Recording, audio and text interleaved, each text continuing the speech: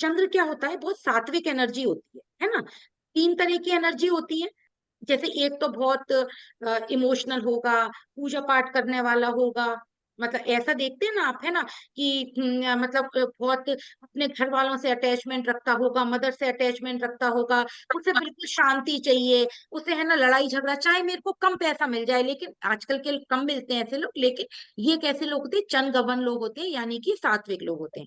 अब मैं आपको एक चीज बताती हूँ, आपके घर में पूजा घर क्यों होता है? पहले तो कभी भी शास्त्रों में ऐसा नहीं था कि पूजा रूम बनाया जाए। और आप देखिए मुसलमानों के यहाँ, ईसाइयों के यहाँ कहीं पूजा रूम नहीं होते हैं। हम लोग पूजा रूम इसलिए बनाते हैं क्योंकि क्या होता है, तीन तरह की एनर्जी होती है, जैसे मैंने बोला सात्विक, एक होती है राजसिक। राजसिक एनर्जी को कौन गवर्न करता है? सूर्य। यानी कि हमेशा रॉयल चीजें पसंद करना, लोगों के लिए काम करना, लाइमलाइट में रहना, थोड़ा ईगो होना, है ना। एक होती है तामसिक एनर्जी। वो कैसी एनर्जी होती है? गुस्सा करना, चीखना चिल्लाना, और हमेशा पैसा पैसा करना, है ना, और किसी की सुनना नहीं, अपनी चलाना, में लड़ाई झगड़े। घर में लड़ाई झगड़े राजसिक और तामसिक, क्योंकि जब राजा भी ईगो में आ जाता है तो किसी की सुनता नहीं है ना। तो हमको क्या करना है कि इन दोनों एनर्जी, क्योंकि भाई हमें, अगर हमें पैसा चाहिए तो हमें तामसिक एनर्जी भी लानी पड़ेगी। खाली राजसिक एनर्जी से, इमोशनल होने से, दूसरों के लिए काम करने से आपको कभी भी पैसा नहीं आएगा। और हमें क्या बोलते हैं, लोगों में अपनी पहचान बनाने के लिए राजसिक एनर्जी भी लानी पड़ेगी तामसिक के साथ साथ। तो इन दोनों को बैलेंस करने के लिए हमने क्या करा, एक पूजा रूम घर में बनवाया। उस पूजा रूम को हमने क्या, किस तरह डिजाइन कराया कि उसे आप नॉर्थ ईस्ट में बनाइए, नॉर्थ नॉर्थ ईस्ट में बनाइए, यानी कि जुपिटर के जोन में बनाइए। वहां बैठ के आप थोड़ी देर ध्यान करिए, वहां बैठ के पूजा करिए। वहां आप जल रखिए, यानी कि क्या रखिए, सतत की एनर्जी, यानी कि चंद्र की एनर्जी, जल रखिए। उसके बाद आप कोई भी, क्योंकि मैंने बोला ना, चंद्र जो है ना हर चीज को डिटेन करता है। उसके बाद उस जल को पूरे घर में छिड़क दीजिए। आपका बच्चा बहुत ज्यादा ओवर थिंकिंग करता है, गुस्सा करता है, या आप आजकल बच्चे देखिए मोबाइल छोड़ते नहीं है, टॉयलेट में ले जाते हैं। पहले घर के अंदर तमस की एनर्जी नहीं होती थी। पहले घर के अंदर क्या था, मिट्टी के घर होते थे, नीचे बैठ के खाना खाते थे, फैमिली में एक साथ बैठ के खाना खाते थे, एक साथ बातें करते थे। ये सतत की एनर्जी थी, अब नहीं है, अब खत्म हो गई है ना। आप पहले एक चीज और नोटिस करिएगा, ये मैं आपको अपने घर की बता सकती हूँ। जब हमारे, जो मैंने अपने दादाजी के घर में देखा, तो हमारी जो मदर थी, हमारी जो ग्रैंड मदर थी, वो बहुत काम करती थी और पूरा दिन काम में लगी रहती थी, लेकिन मंदिर छोटा सा होता था। सुबह हमारी दादी गई, उन्होंने वो एक छोटे से लड्डू गोपाल होते थे, नहलाए और बिठा दिए, बस। कोई बहुत पूजा नहीं करती थी। क्यों? क्योंकि ऑलरेडी सतत की एनर्जी बढ़ा रखी थी, है ना, कि वो जमीन पे बैठ के खाना खाना, और वो पूरा लेप, जमीन को लीपती थी पहले, वहां पे वो मतलब सबको खाना परोसती थी, पीतल के बर्तनों में खाना परोसती थी सबको।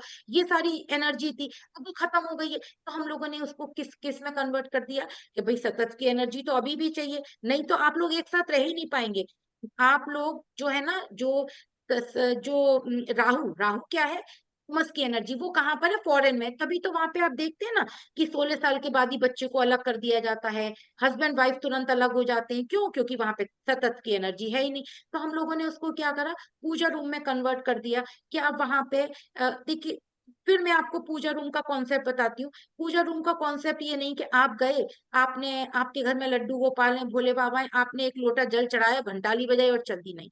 वहां पे बहुत क्लीन, है ना, शांति, बहुत क्लीनलीनेस होनी चाहिए। आप चाहे एक मंत्र का जाप करें, उसको मत, एक लोटा लेकर रखें, जल भर के रखें, उस जाप के बाद उसमें फूंक मार के पूरे घर में छिड़कें, उस जल को खुद पिएं और लोगों को पिलाएं। तो मंदिर में एक लोटा जल का मतलब उसके ऊपर नारियल रख के जरूर रखें।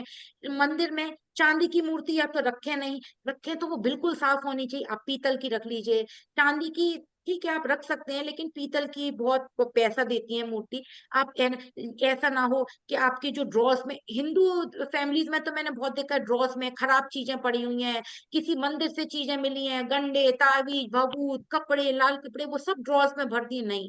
आप जितना क्लीनलीनेस, आप क्या करें, वहां भी तमस बढ़ा रहे हैं ना, राहु बढ़ा रहे हैं, आप समझिए। मंदिर में, मैं सिर्फ इस समय चंद्र की बात कर रही हूँ और आपके घर की पॉजिटिव एनर्जी की बात कर रही हूँ। वो किससे बढ़ेगी? चंद्र से बढ़ेगी। और क्या बोलते थे हमारे लोग, जैसा अन्न वैसा मन, है ना। जैसा अन्न खाओगे, तो अन्न क्या है? चंद्र। हमारे यहाँ सब कुछ, अगर आप लोग अभी और डीप में जाएंगे, तो हम जो, हमारे यहाँ क्या बोला जाता है, भाई किस मतलब जो आपकी चंद्र राशि होती है उसी पर नाम रख दिया जाता है। चंद्र के नक्षत्र देखा जाता है कि कहीं वो केतु के नक्षत्र में और बुध के नक्षत्रों में नहीं है, तो मूल का इसे देखते हैं, चंद्र से देखते हैं। राशि किससे देखते हैं? चंद्र से। किस नक्षत्र में पैदा हुआ है? चंद्र से। वही आप क्या बोलते हैं, वही आप दशा लेके पैदा होते हैं, चंद्र जिस नक्षत्र में होते हैं। तो हमारी पूरी लाइफ को क्यों क्यों होता है? क्योंकि आपको कौन बियर करता है? माँ। आपको इस दुनिया में आप भगवान किसको माने? माँ को मानिए ना, क्योंकि माँ ही तो आपको इस दुनिया में लाई। आपके लिए असली भगवान तो आपकी माँ ही है ना,